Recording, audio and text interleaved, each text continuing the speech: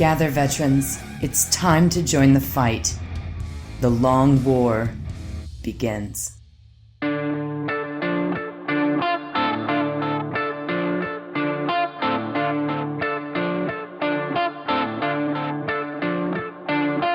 This is The Long War.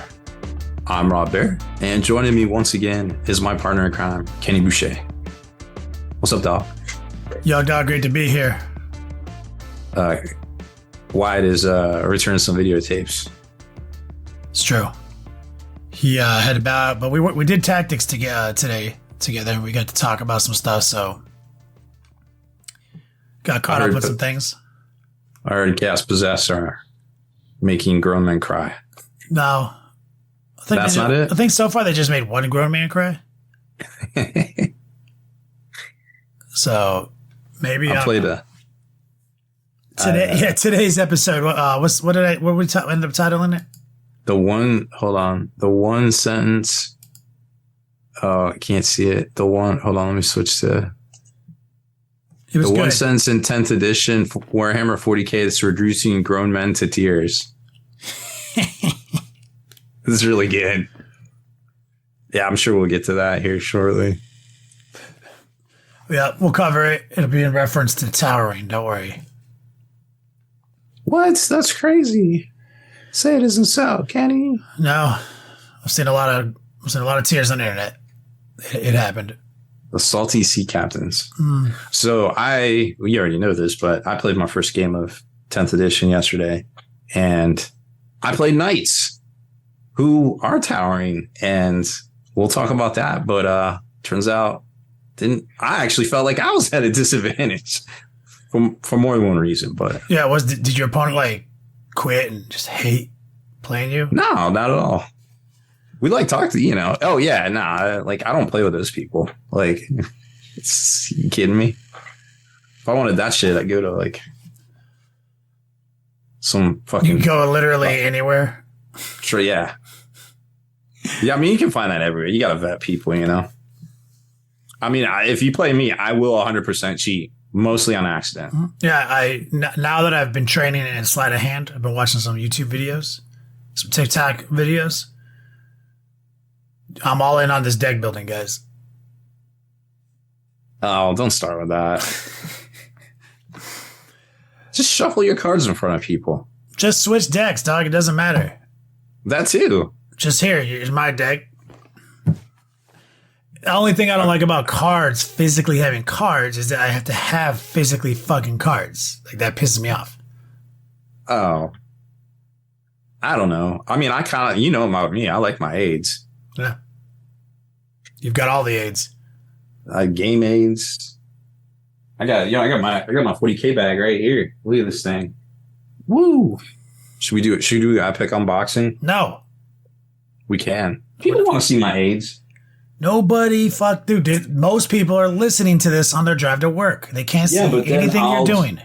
But I will explain it with words. We'll create immersion.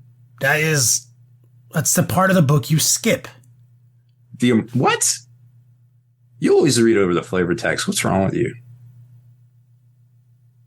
Okay. Do whatever you want. Do whatever you want. You're a flavor text hater. Now let's do the news first. Since we don't have a lamp to go touch. Bad touch the lamp. What's the can a Furioso take out the lamp? Can you bad touch a lamp? What's the toughness on a lamp? Lamps? Yeah, lamps.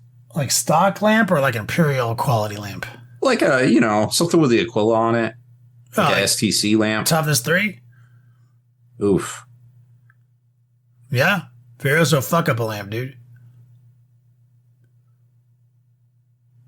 Fair enough. All right, so we got some new releases for Games Workshop. If you were looking for more 40K, unfortunately, that is not the case. They are mostly all Sigmar.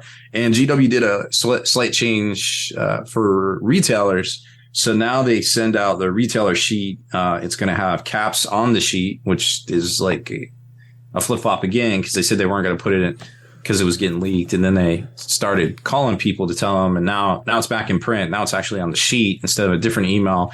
But the sheets are going out at a different time. I don't know. I can't keep up either.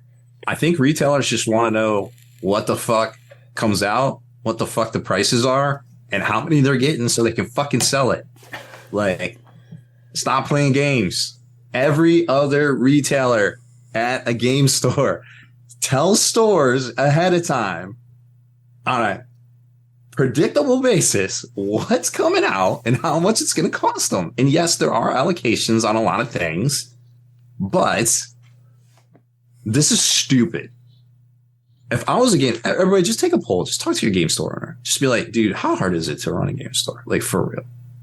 And just see what they say. Or if you don't want to spend that time in your day, just don't. But it's hard, guys. It's straight up hard. Yeah. That's all I'm saying. Just please vote with your hobby dollars. These guys are out there like putting their money, their like, best earning years of their lives on the line just so you can come in and like buy some shit and play some games, Like, heat up a Hot Pocket in a microwave, put it right in the toilet where it belongs. Make a nice splooshing sound. Mm-hmm. Oh man, I get fired up about that shit. Anyways, no, there's some good stories. There's some bad stories. We all know. All right, so the new regiments are renowned for Age of Sigmar. There's inside of each one, there's 4 of them. There's Maggotkin, Fire Slayers, the new Gloomspite Gits, and Flesh Eater Courts. All of them are $130. All of them are capped at 3 per store, and all of them have new characters inside. And this is going to be, obviously the FOMO, the only way you can get the new character. But they do look pretty dope, most of them, except for the Fire Slayers all look the same to me. I'm sorry if you play Fire Slayers. They all very look similar. I'm sure they'd be fun to paint, though. General's Handbook 2023 Season 1 is also out. That's really dope, spiral bound. Love that book. It's got the little elastic strap on it, so you can just like kind of wrap, just kind of keep it all together, and you get like little punch out tokens. It's always done so well. I wish they did that for like the 40K stuff. That one's $50. Now remember, this one is going to last for a year till next summer, when the new edition of Sigmar most likely will come out. So kind of keep that in mind. And then the first Age of Sigmar Harbingers book, that's their new campaign expansion, is $50. Excuse me, it's $40. And they are capped to stores, but not too bad. And then there's some Blood Bowl releases. New Gutterball is $60. It's a new pitch with rules. I believe there's no refs. Didn't really look into it that much. There's a couple of teams coming out. Those are both $50 and new team cards as well for $33.50. And a couple of Black Library books, Children of Teclis and Grom Bindle Chronicles of the Wanderer. I think that's the White Dwarf. I forget. I'm sure that's a cool one. But that's the releases going on pre-order this Saturday from your local retailers and, of course, Games Workshop as well. So that's what's coming out. In stores, we'll see the new data card sets this week, the 40K rulebook and the 40K mission cards that Kenny has learned how to stack his decks. Yeah, man. Just Google sleight of hand. The sleight of hand tricks. Yeah. That's why I advocate for swapping decks, because like mine's going to be stacked, so you're going to want to switch with me. So if you get the decks from Leviathan, you're going to want to get tarot sleeves, like tarot cards. They're tarot card size. They are currently out of stock right now from most manufacturers, because not only does Shatterpoint use them, but also Warhammer. So they'll be a little bit harder to find unless your local game store has them. There's no deck boxes for them either, because once you put them in sleeves, they won't fit in the deck box. But you can find some pretty dope stuff on Etsy if you like some handcrafted tarot card boxes. Bro, I'm just gonna have the cards raw dog held together with a rubber band in my pocket. I've seen a few of those. There's nothing wrong with that either. That's the game, dude. I ain't fucking around. Well, that's how you mark your cards, right?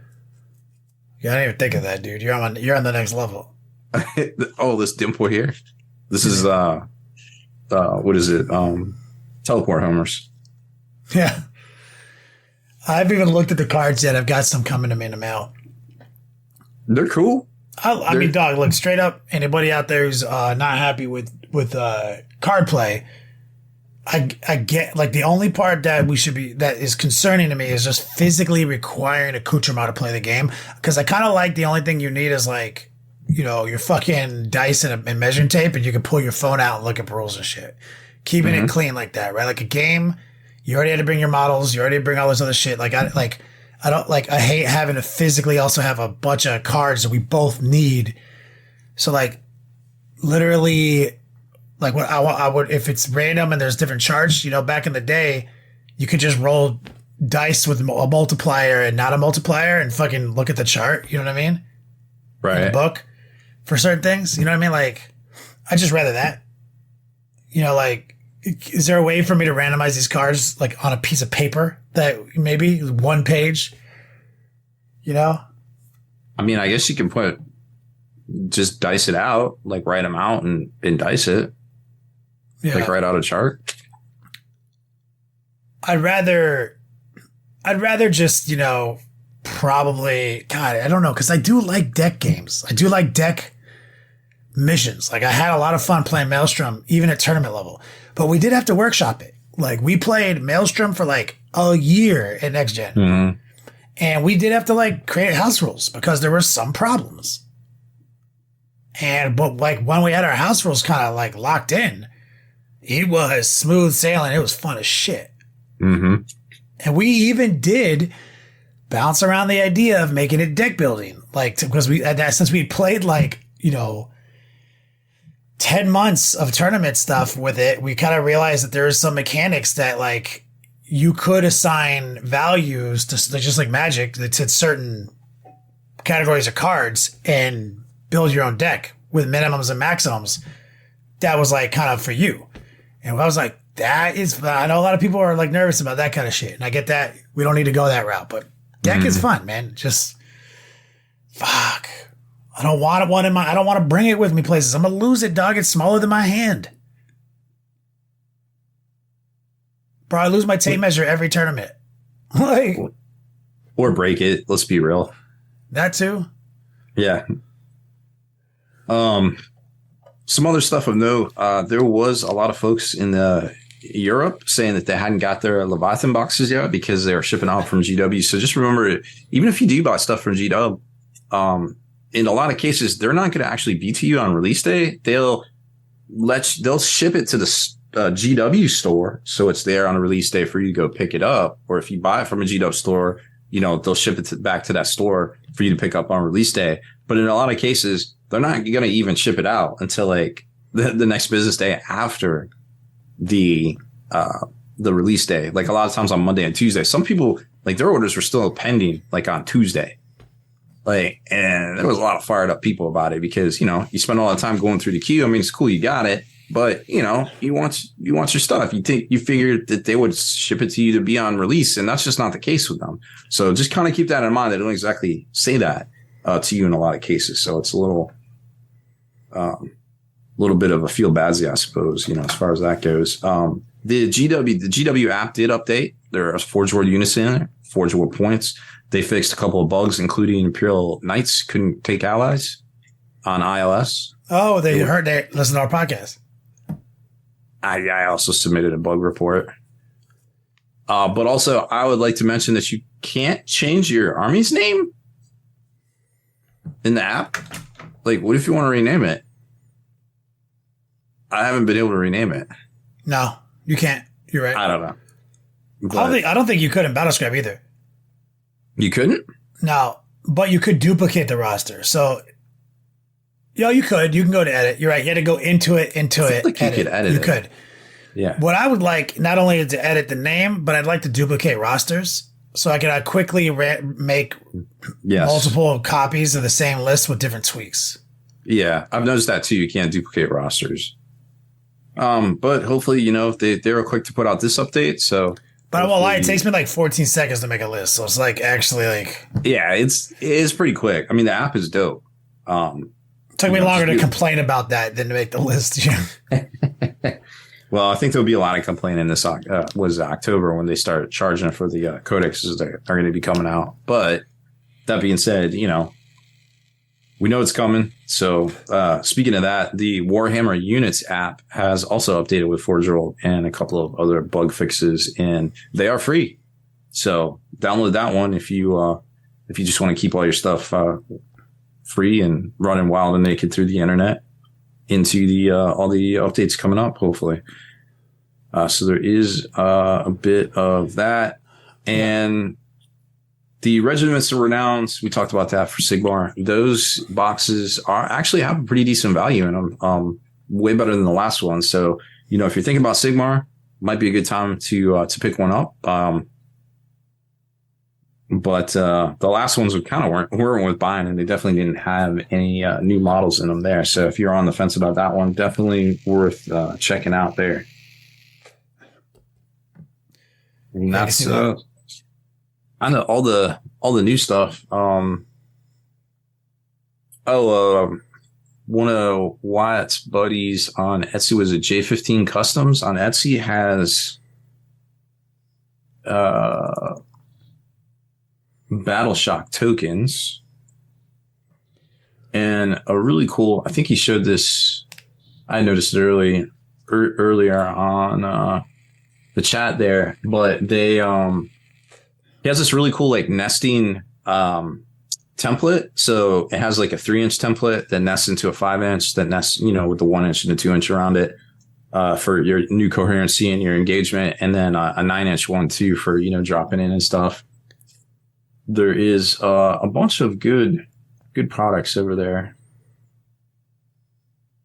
And he did the judgment tokens too for Votan. Really nice MDF acrylic.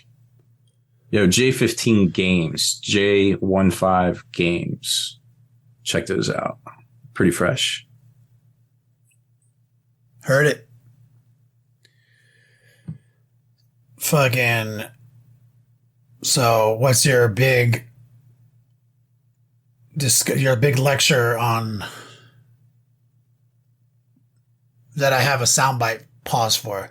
Oh, so there was a really good editorial, or at least I felt it was a really good editorial on the Blood Kittens blog today, or it might have been last night. I forget when I read it. Mr. Taste?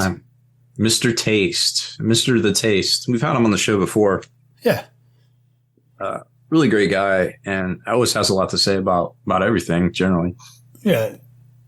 He has some hot takes every now and then, but he's a really nice guy. Yeah, I agree. I grabbed a couple of choice quotes here. Let's start right here.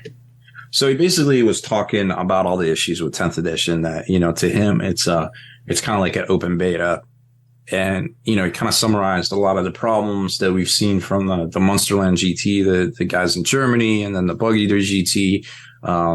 There's a store in Pittsburgh that is coming up with a lot of custom rules for their events, and the UTC, just because, you know, that's what their players want. You know, they don't, you know, everybody fears the Alpha Strike Reaper, right?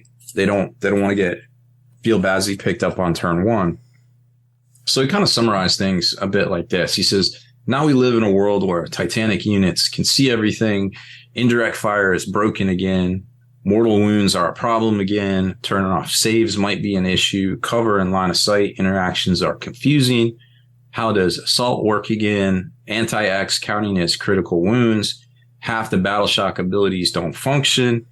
Tiers of Overwatch, lone operative shenanigans, and so on. And that doesn't even begin to discuss the other related issues like Forge World, Legends units, or the mistakes, obsolescence of the new data card or data sheet cards, right? So that was just kind of the intro before he even got to like his meat and potatoes of the thing. Oh, wow. But it was, you know, and then he broke it down by like date. He's like, they dropped this, you know, this statement about this and this statement about this. And he just basically like walked back all the things they had said that in a lot of cases contradicted each other. And, you know, typical GW, like, hey, we're going to make it better. And now we're kind of like waiting on the FAQ, which I also have a theory about when we'll talk about, you know, shortly. My voice isn't the best tonight. I apologize. It's that damn Canadian air. It's getting to me. Poor Rob. I talked to my doctor about it. He just told me to stop being a bitch ass. So I was like, all right, that's fine. He's like, but do you want some cough syrup? I was like, fuck yeah, I want cough syrup. That shit. Got me some Flonase, all that stuff. So then he said they have been working on 10th edition for 2 years, which means they started moving on from 9th edition just after 1 year into release. This partially explains why they decided to stick with outdated interactions for certain units and factions, which is about the time that the balanced data sheet started coming out. From GW, which if you think about that for a second, that statement, right? Warhammer 40K became a very fluid, even though initially they tried to push out all these supplements and things, right? For ninth, it didn't quite work. There was a blow. They were taking back, what was it? The Tyranid, Stampede, and a couple other things that they're like, nah, you can't play that anymore. That barely had any life to it. And they started putting out these balanced data sheets, and we started seeing the variance, right, in winning armies at the top. And then when something was too, winning, like up towards the 60th percentile or whatever it was, they would ratchet it back. Yeah. And ninth edition was that was actually one of the best times. 5 points deviation off of 50. It means they had to look at it. Yeah. So, I think ninth edition was in a great place at that point, but it almost seems like they were in a bubble. Whatever team was working on that shit was in a bubble, not over here talking to these guys about 10th. Because if you take what improved and look at the problems we're having now, just like Tasty says, and this direct quote, it's as if they didn't even glance at the balanced data sheets released in the past 2 years to prevent interactions that should never happen again. It's clear to the rules team doesn't check each other's work thoroughly. You can easily imagine how each member gets certain parts, factions, and rules without a good peer review system in place to fix problems. This leads to people like Stu Black running around in interviews talking out the side of his mouth while plausibly having no clue how broken parts of Warhammer 40K 10th edition are. That seems accurate, actually. This was a really good article. I read this doing my business in the morning, as I do, on my phone. And I was like, damn, this is a good post. Like, we need to talk about this because I feel like this is very true. And obviously we don't know for sure, but you can look at the evidence, and that's all we ever have when it comes to Games Workshop. Normally, I don't go to chat, but like this, I think this is kind of interesting. Raytheus in chat, if you listen to this, on your drive to work, we do this live. He said 10th edition seems awesome to me so far. His follow up is like, I hate stratagems and all this out of game stuff ruining the tactical game. So it's interesting because like there's definitely the stratagem game has been continuously pushed down, right? Like when it dropped, it was like the Wombo Combo City, right? Mm-hmm. And then, all the detachments, all this shit. So it's like they're kind of caught up in complaints we had way back then. Yeah. Right. It's like, oh yeah, we heard that. But it's like, you're right. It's like they did not look at what the other team was doing with fucking balance updates for 9th because like as Tasty said, man, like he's not wrong. Like mortal wounds are all over the place again. I'm not saying that, it's in every instance of a mortal wound is bad, but neither did the balance data sheets, right? They picked out the ones that were and typically applied a max 6 rule to them, a cap. So if there was some heinous combination that like went off the fucking deep end in Mortals, they were like maximum of 6. But that wasn't a universal rule on everything. It was like just the ones that are really bad. They figured that kind of shit out, right? It's just this one small example. And now you're like looking all over the place and it's like, oh, this does 25 mortal wounds. Oh, this does whatever mortal wounds. So it's like, yeah. I'm not saying that's inherently a problem right now. We don't have codexes. Who fucking cares? I don't count any games between now and I have my codex.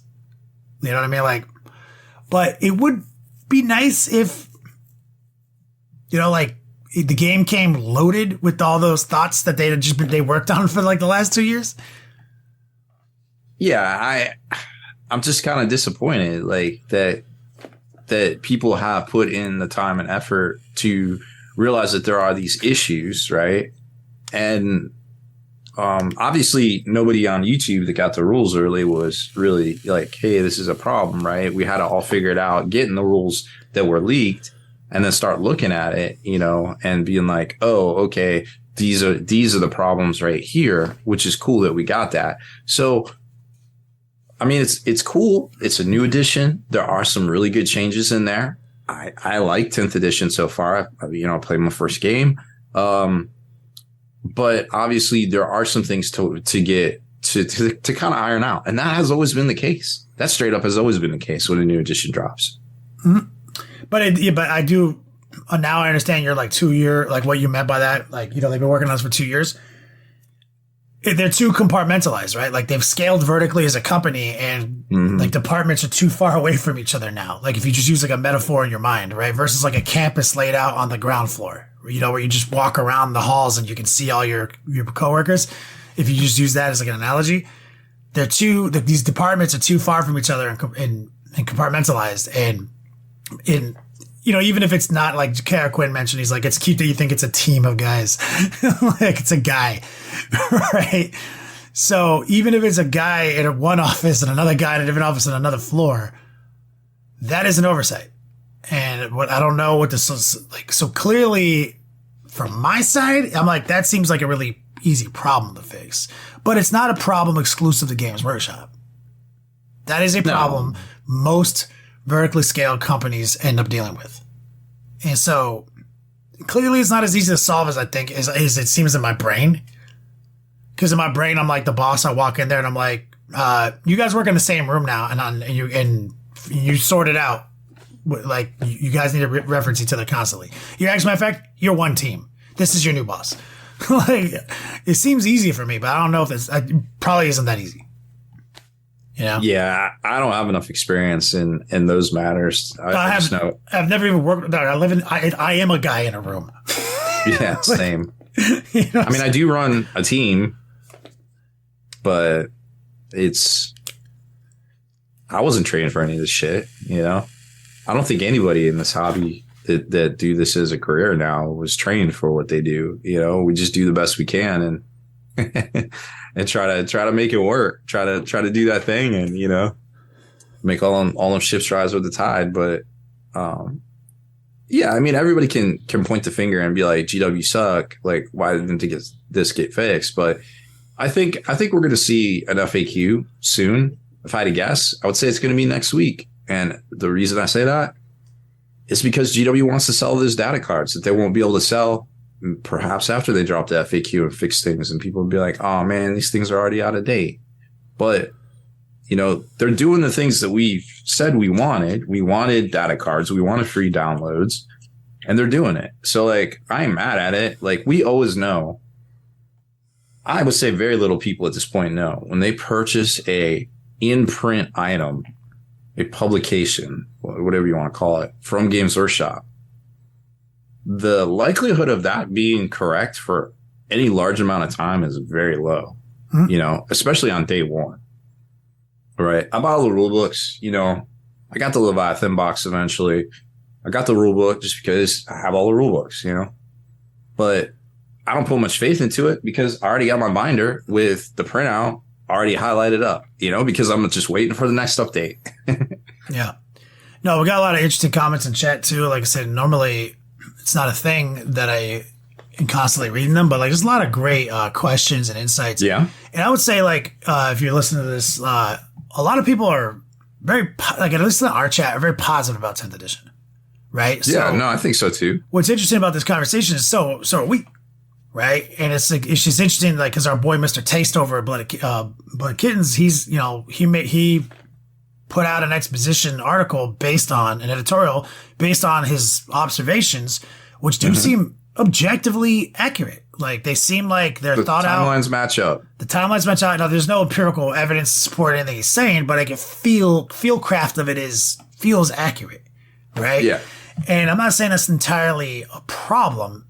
or even if it is, it's not a permanent problem because GW's already shown throughout 9th and 8th edition that their rapid response to updating in real time has been vastly improved. And delays, as Rob mentioned, would simply be because, they want to sell some more data cards, or they don't want you to be instantly mad at them because they fucked up and had to change rules, which is also why, we told you to print your fucking data cards.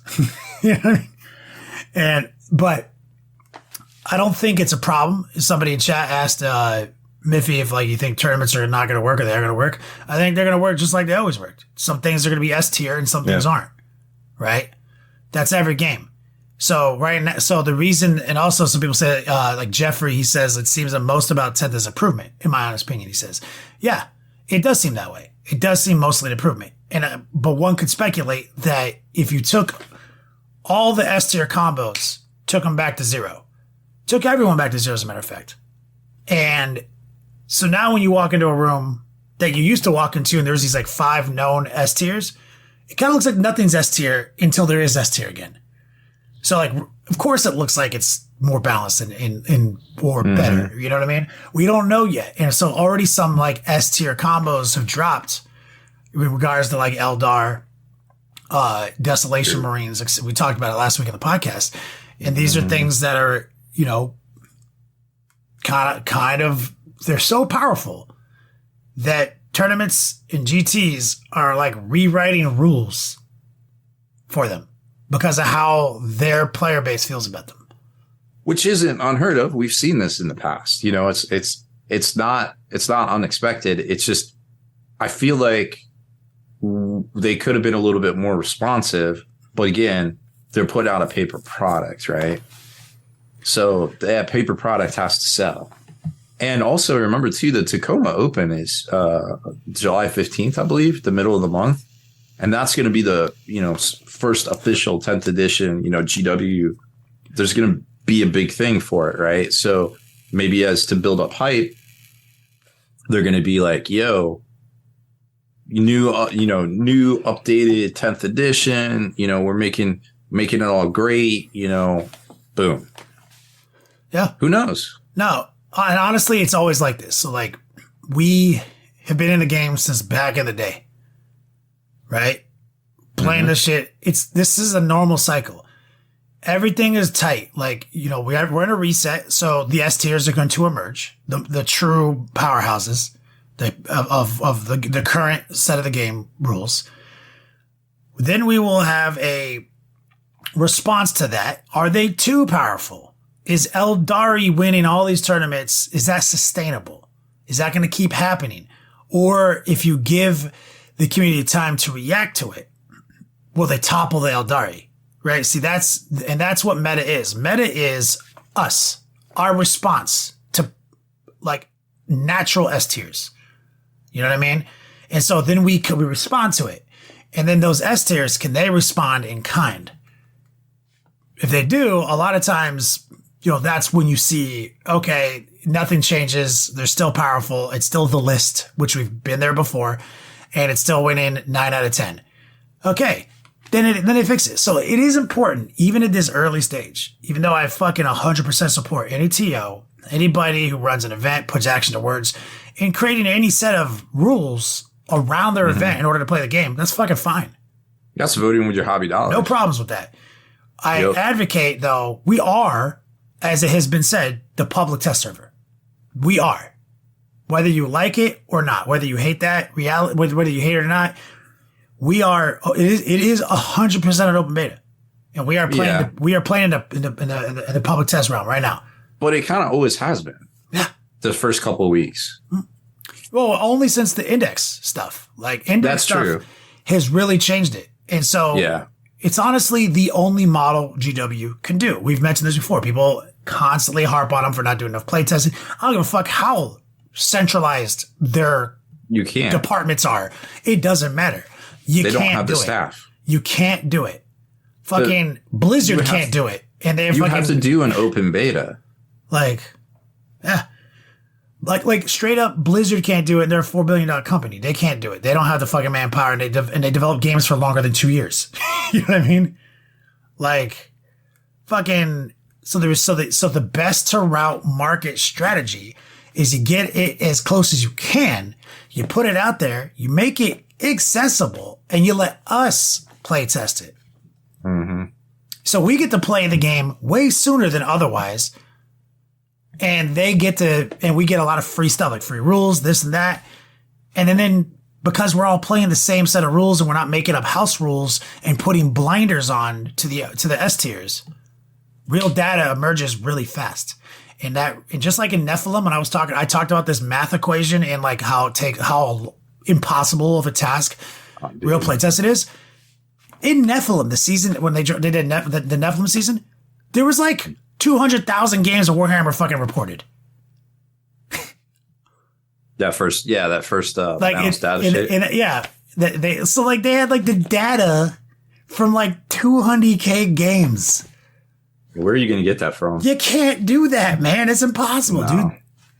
So like, I am very happy with 10th. I haven't played a game yet. I did put a lot of thought into it.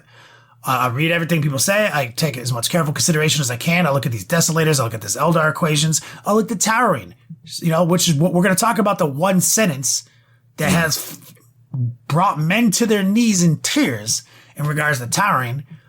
Later. So, yeah, I that's actually what I played against. I played knights against desolators. So definitely got a lot to say on the matter. Yeah. No, I know you do. And so the real mistake here, based on Tasty's Fieldcraft article, is that it looks like this concept of lessons learned was not applied. That is a mistake, if true. That is a mistake. Because that just means we have a longer road to balance than necessary. No, I don't think that's true, to be honest. Like, I think that 10th edition, there's a lot of things that have changed for the better right out the gate. But I think, yeah, there's some lessons learned that maybe we don't know. Maybe they already applied. They're in the pipe. But, everybody's running around. It's just like we said with the Death Guard and the Grey Knights people, everybody fired up about everything. Like, we just don't know. We really don't know. That's what I say. If true, if two teams independent of each other, not peer reviewing, and that's why we have a lot of the problems that were already resolved happening already. That should be solved. Because like I understand you can't do all the playtesting. We do, but you can do that. You can peer review. Or you can open beta. Remember? Thing is, you can't. And so Raisin Rude Lord says, I don't disagree that GW needed us to do open beta on the system, but they should do it before they print the game. No, they've tried it. Doesn't work. We won't play it. We won't play it. It's not real. It's not the game. It's fake. That did happen. They did it. They did it in 4th. Yep. Moving from 3rd to 4th. Doesn't matter. Yep. We won't play the not game. We only play the game. So they have to at least frame it as the game for us to actually do their free labor. It's true. Yep. Sad but true. Yep. It's reality. I have no problem with it. I enjoy it. I'm looking forward to it. I don't care if possessed Marines for 1 CP do on average 23 mortal wounds. Let's see it win tournaments first. So that's the reality. But I will say, having deep dived into that conversation earlier today on tactics, which I think you were there for a little bit, Rob. What? A squad of possessed Marines, with the mark of undivided, devastating wounds, they can pick sustained hits, 1 CP, full rerolls. Does around 22, 23 24 mortal wounds range. We're just chilling. And the issue with that's a 10-man squad, 280 points, I believe. So the existence of that, elite unit would make me a salty sea captain if I invested in Wolfen. Simply because I'm over here trying to get 3 Wolfen squads. All my Chaos homies were over here trying to get possessed blobs because they were both dope. Remember that. Remember, people were doing creations of bile, this and that. Possessed were over here, like dope. Literally, I'm like, you're like kind of the same guy. Like, and I'm like, but this motherfucker over here gets an OC value and gets to do 24 mortal wounds for his over fucking obsession over a really good elite unit, and I'm over here getting an OC 0 unit that does that would make me a little upset. Mainly because of jealousy. Possessed are strong as fuck is what I learned. And over 20 mortal wounds is definitely the kind of unit GW would say max a 6 if it starts becoming a problem. Yeah. But we'll see. Real powerful, guys, if you weren't aware of it. If you bought 30 Possessed because you were playing some shit before, they literally are the ridiculousness still. Run them undivided, run them up the table, get into fights, 1 CP, full reroll, sustained hits. Here's the trick. 6s explode. Take everything that's not a 6, reroll it the first time. Get extra 6s, take everything that's not a 6 on the wound, re-roll it. You end up with about 25 that 20 mortal wound range. Real good. Mm-hmm. Space Wolves won a tournament, Kara Quinn? Wait, Space Wolves won tournaments. Oh, yeah. You know what? That is a good point. I think the Chaos were struggling to win tournaments still, even with all that dope shit.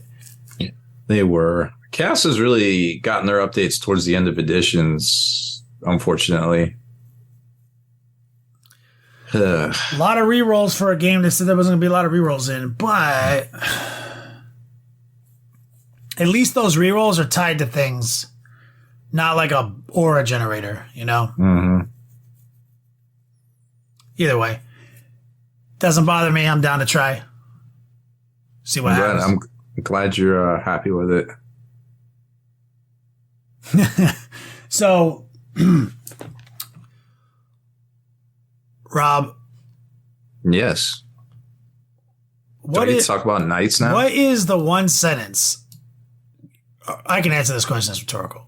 The one sentence that Would you like me to ask you the question? Ask me the question.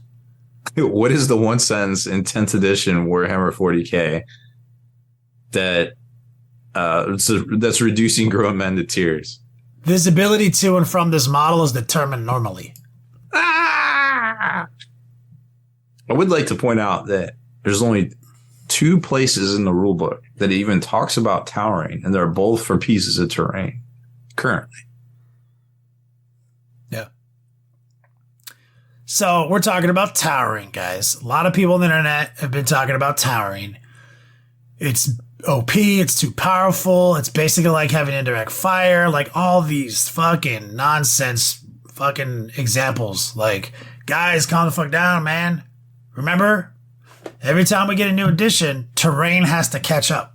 Period. It does. Or aircraft rules. Fucking literally had to happen in 8th, 9th, 7th, 6th, everything, man. Here's a little trip down memory line. You were known for this list. Leaf blower. Imperial Guard, 5th edition. What happened when we went from 4th to 5th, terrain-wise? There wasn't a lot. We actually had abstract terrain at 4th.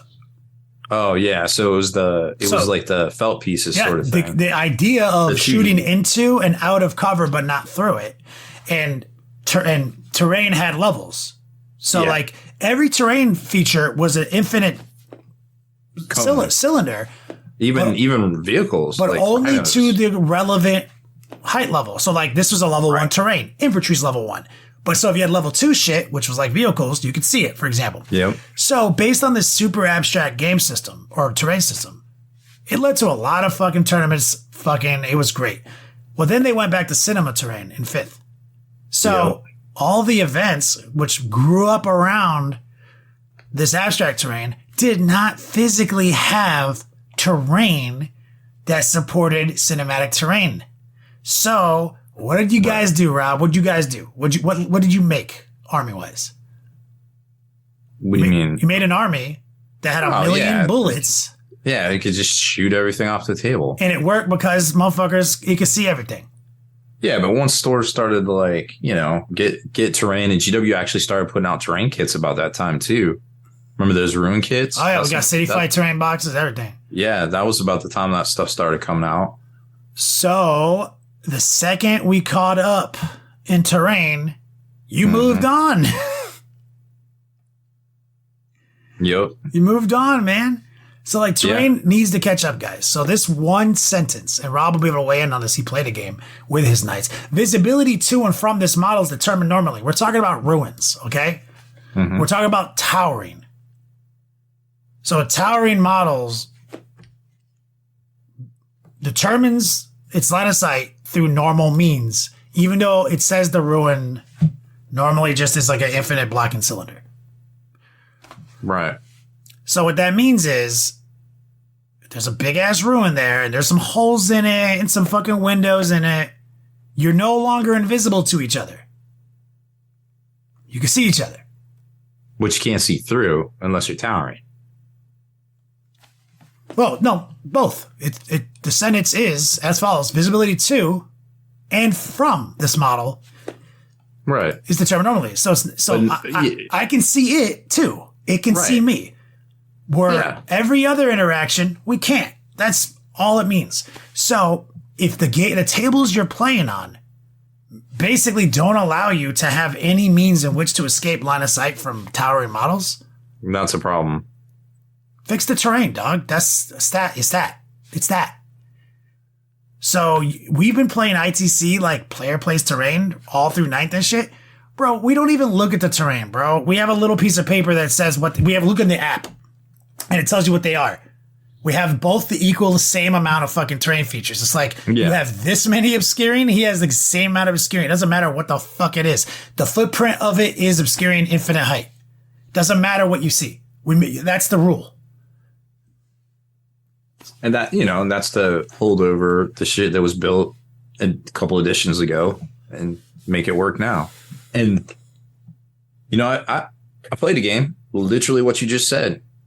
We basically set up an equal table, set up some big line of sight, double crates stacked, on top of each other. Shockingly blocks most of a knight. A knight can see over it, but a knight can't see dudes that are on the other side of it or even a little further back from it. And a knight definitely has a hard time shooting into some ruins with some dudes behind a window that they can't see. And I gotta be honest with you. Well, first of all, I made a list and I was like, oh, this would be fun to play. And I was like, once I read the secondaries, I was like, I'll just take fixed secondaries. And that was a terrible idea. And then my list, once I saw how like missions went, I was like, I don't have enough models. That was a terrible idea. So like, I was already kind of behind the curve, but I was like, you know what? I got my models. They're painted. Let's have fun. And we did, it was hard. It was hard to see things, but it was still, it was engaging and interactive. Marines have a lot of rerolls. I don't know if you know those MFers. The Desolation dudes are a bit of an issue. Not as big of an issue for knights. I felt like I was like, okay, that's some ping damage. But those executioner tanks definitely hurt knights. Ain't nobody wants to get shot in the face with those. But that being said, I think if you do play like Kenny said, and you set up, a table with some line of sight blocking, some ruins, very the same on each side for each play. It doesn't matter who's the attacker, who's the defender, what side you pick. Because let's face it, when you get to the tournament, you picked your side already. You know what I'm saying? Yeah. It seems to me that people, like when we look at the GW layouts, like we start to think like, oh, this is how they want us to play the game. Never fucking think that. GW doesn't know how to play their game better than we do. It's just unfortunate reality. So I see what you're saying. So like, if towering, if the model is so high it can just kind of see over things, and you're supposed to have this one terrain feature that is like safe, because you should have safety. You should be able to have a deployment zone that doesn't allow you to get alpha strike, which is where player plays terrain comes into play. Mm-hmm. So you can customize your deployment zones to not get alpha strike. And if you have all these holes in all your terrain, so that just doesn't matter against towering, then the advantage is too skewed into towering, which is the complaint, right? You can either fix the terrain, just publish your terrain guidelines for your event. But also GW doesn't actually need that sentence if you wanted to play devil's advocate. Because this is in reference to ruins, right? Blocking line of sight. Like they're obscuring property. Mm-hmm. You could just take the sentence away. You could just not have visibly to and from this model determined normally in regards to ruins. Yeah. Remove it. And you know what that does? That gives knights and towering models an advantage they never had before.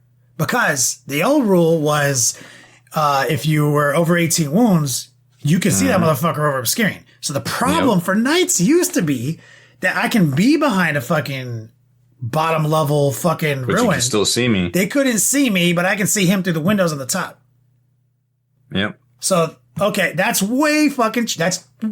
exactly the problem.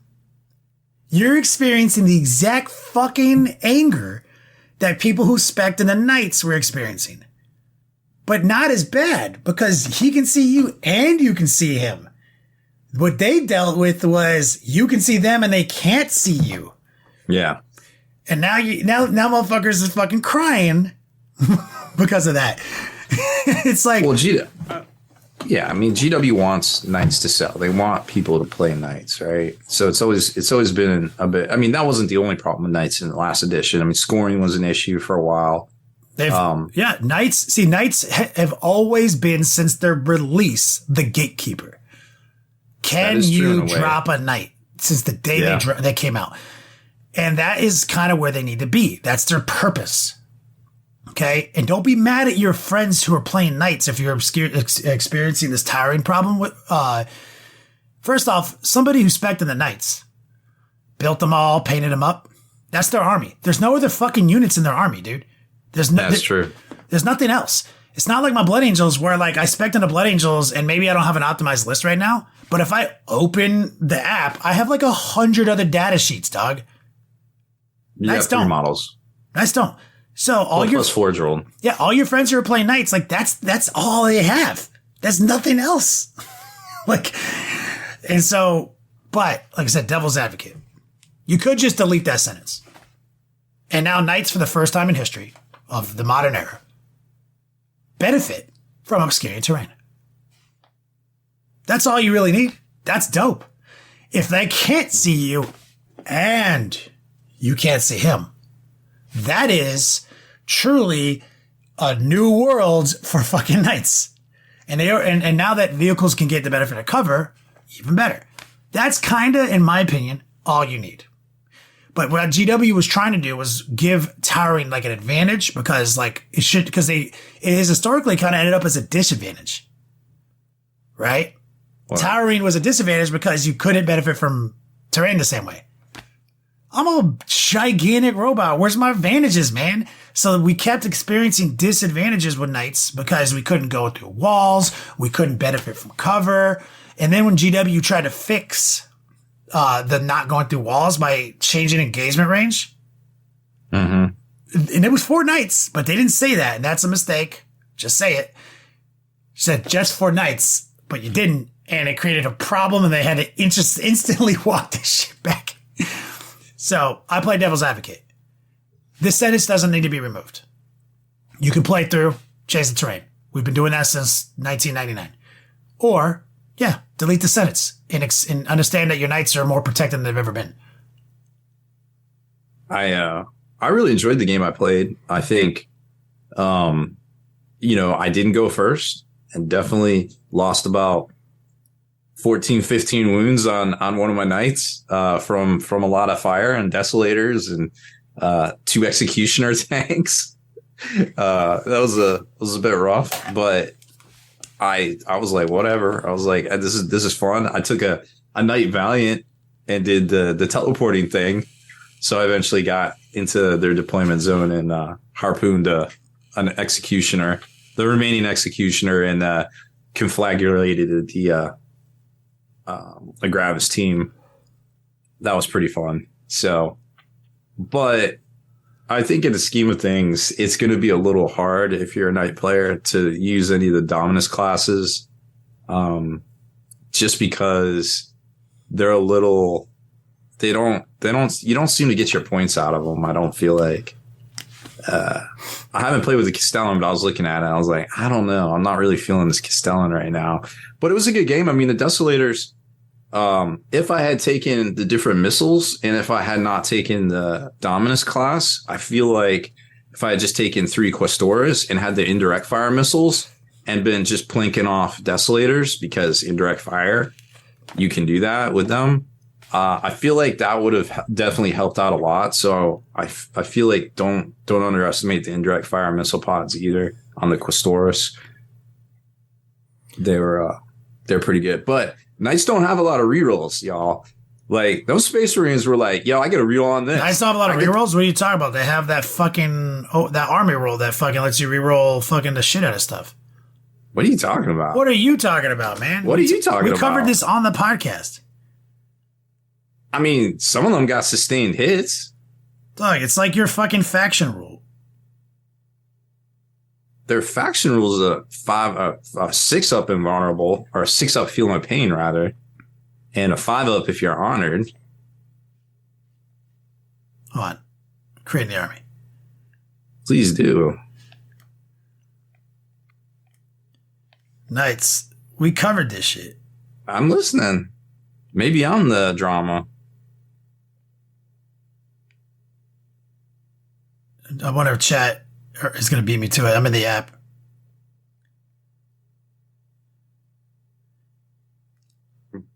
Pretty sure there's just 2 quests. One is God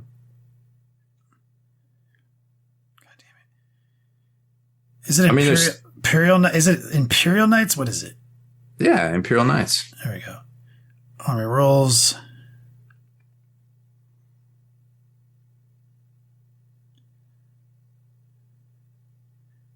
Each time a model is selected to fight or shoot, reroll a hit roll of 1 and a reroll a wound roll of 1. Lay low the tyrant. Well, I should read my rulebook then. Dog. Literally. There you go. First fucking rule. I mean, dude, it's the first game. Code of Chivalric. Well, that would have changed a bit. I don't know. Yeah, you gotta play some games, dog. You gotta roll some dice with some models, figure this shit out. I mean, that's really what it is. Or listen to your own podcast. Dog, I'm like half asleep after half the time. I can barely talk. Yes, Zenwu. That was what we talked about. He's like, that's like all ones too, right? Yeah, that's what that means. It may not sound that way, but that's what that means. Yeah, I remember now. Remember now? I'm a big dumb. Every time, yes, that's the precedent that they've established. That's literally not, remember I said, I was like, well, if that's the case, that's a fucking good ass rule. No, I mean, it's definitely good. I don't know if it would have changed a whole lot for my game, to be quite honest. Like, I'm like, whatever. I don't feel like, like I would have done so much better or anything, but,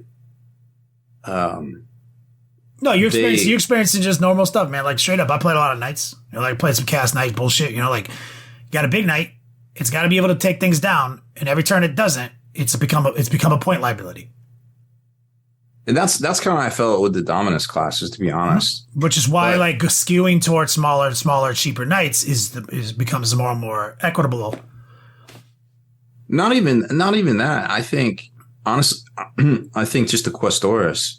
I don't know what that means. Is that the regular as Knight? What is that? Yeah, that's the regular one. There's like 6 different ones now. But they can hit on 2s using the Bondsman. The Bondsman ability, and then you can do 2 of them where you pair up 12. I think it's 12 inches with a armiger, and then they can all hit on 2s, which is rerolling 1s. That's pretty good. Yeah, that is good. Fucking, I mean, I'm glad you got a game in. I want to get a game in too soon. I got to finish up the task at hand by Lone Star open and maybe get a game in before I go play at a GT? Probably should. It's the plan, at least. But I am excited to move into Chaos. So I'm definitely going to move in. I'm going to come up with a new hype-ass color scheme. I was thinking about bringing back my greens and my purples and my pinks, but that's kind of everywhere now. Like, it's too many people have done it, right? So it's like, no, I need something new. I need the new pink and green, something new. So I'm definitely taking suggestions on social media as I move into fucking a wily ass set of fucking Chaos models. And thanks to the chat for suggesting Vashor. I didn't even look at Vashor because I've been looking at Blood Angels. Yeah. So I'm wondering where I missed that. Lay low the tyrant now. Army rolls, man. It's the first thing I clicked on. Tiger Strike painting. That's my in chat. Yeah, yep. Yeah, I slept on him. I didn't even look. He's like the demon prince of fucking dreadnoughts. He's awesome.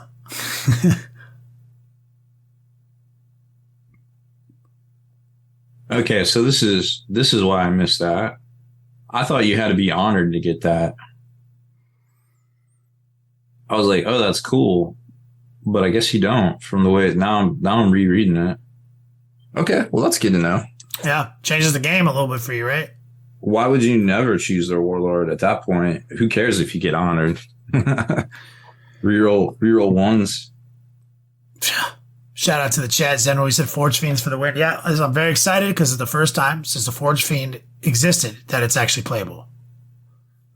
So expect to see in the future from my studio over here, Forge Fiends in Lords of Skulls. Like, I'm going to make a night list, Rob.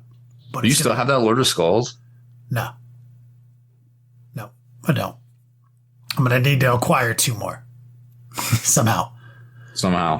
And so expect to see some Lords of Skulls, some Forge Fiends, and possibly some Carnivores, and maybe a Vashor. I'm going to have a Chaos Knight list that's not Chaos Knights.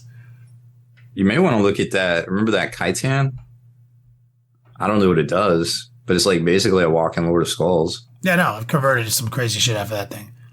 Yeah, that might be cool. I don't know if it's good or not. I want the stupid fucking Lord of Skulls on his big-ass tank body running around.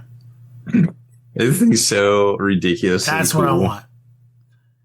Now, I don't know. The thing is, I looked at Chaos Space Marines and World Eaters. So anybody in chat up at Scheme of World Eaters, I think World Eaters are sick. I think you could do a pretty solid Only Dreads World Eaters list. One of my favorite stratagems, I don't know if Chaos has it, but like a strategy, anytime a stratagem's like, yo, this motherfucker blew your shit up for 1 CP, you still hold that objective until he takes it from you. Y'all love that stratagem. I think that's build maker, you know? But yeah, people in chat said the Khitan got legends, they think. Say it isn't so. Sadness. Do you remember how the Khitan kit came with like the Lord of Skulls in it? Yeah, it was basically like the plastic top. Yeah. I have one right over there, painted up.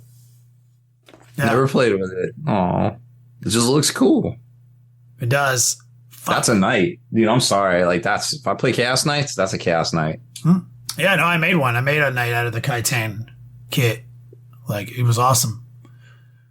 Yeah, that thing's fresh. I think LT bought it for me. Oh, nice. Yeah. He's got quite the collection. He does. But yeah, I think we covered all we can as a 2-man crew tonight. Thanks. Shout out to chat for live shaming me over night rules that I should know. That was swell. Do better, Rob. We want you to win games. It's not about winning or losing. It's 100% the only thing that matters. What the fuck is wrong with you, man? Nah, man. The objective of a competition is to win it. I'm not competing, though. The second you enter into a game, you are. One person must win. Yeah, that's fine. But I also want to enjoy it. Winning is enjoying it. We have different priorities of gameplay these days. Or you're just fucking with me. Or both. Were you there when I told you how I accidentally bullied a 13-year-old? Recently at a GW store. Why'd you go to a GW store? To pick up my Devastated Marines from my friend. Oh, fair enough. In Glendale.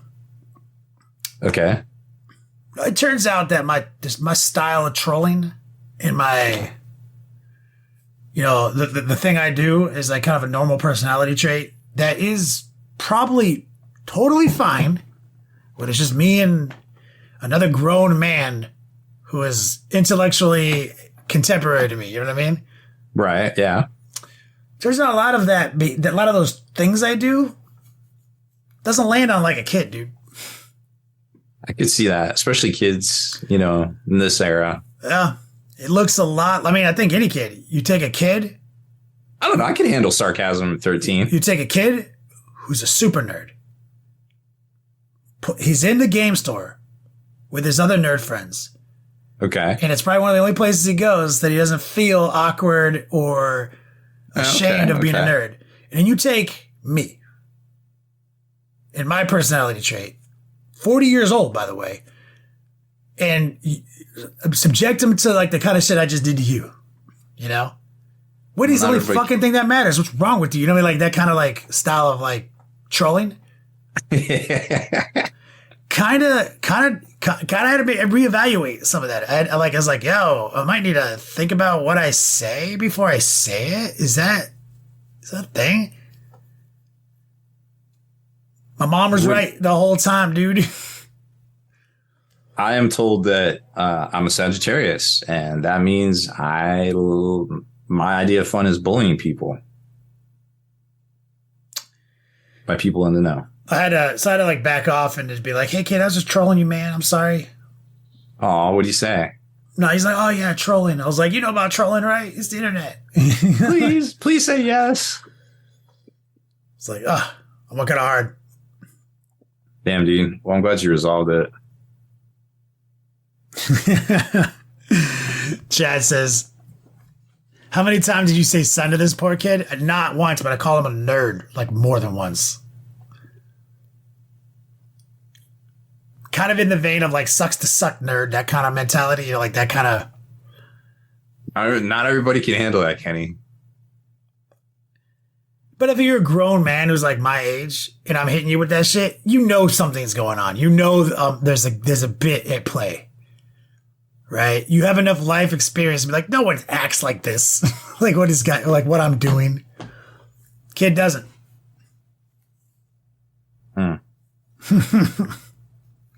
Wild. Well, I will try to get good with the Imperial Knights. I have a game tomorrow, so. So all I have to say, Rob, I was just trolling you, man. Kenny, you don't have to apologize to me. I don't listen to half the shit you say. Obviously, you can have fun while being a fucking loser. So. Oh, hell, I can be second or third, dog. You're not first, you're last. That ain't true. Well, we'll play tomorrow and try to remember our newly discovered rules. Don't even tell him, dog. Just come in there and start re-rolling shit, dude. I'm just rolling dice. Just start rolling it out, re-rolling his ones. Let him see. And then see if he notices. Because my favorite thing is like he knew the whole time you could re-roll those ones. Bait it out. I don't know if that's the case. No. I don't know if he did. Bait it out of him. He knows everybody's rules right now. No. Bait it out of him. Just start re-rolling the ones, which is a completely different thing than you did last week. That's true. Right? If I play the same person again. Yeah. If you play the same person again and just see what he says. You know what I mean? Well, they played Knights last edition, so I wonder if they looked. And then you want to be like, motherfucker, you knew I could re-roll these dice the whole time. Dead to me. Maybe the Sagittarius in me will show. Just get good, Rob. That's right. I'm gonna do my best. So, but yeah, that's it. We'll have some more boots on the ground reporting for next week with some equalized terrain and some re-rolling ones with the Knights. Oh, Kara Quinn. He's like, never mind, that ain't happening. In regards to get good, Rob. Oh, it was good. Well, that was some clean bullying, dog. I mean, I can one up, but I just don't care. Dude, it's like bedtime. I just don't care. To bully Rob, you have to go pretty hard, dude. Like it doesn't work on him. I can't remember something shocking somebody said to me in like, yikes, a long time. And I think people are more shocked by how I don't react to things. Yeah, that's how you get them.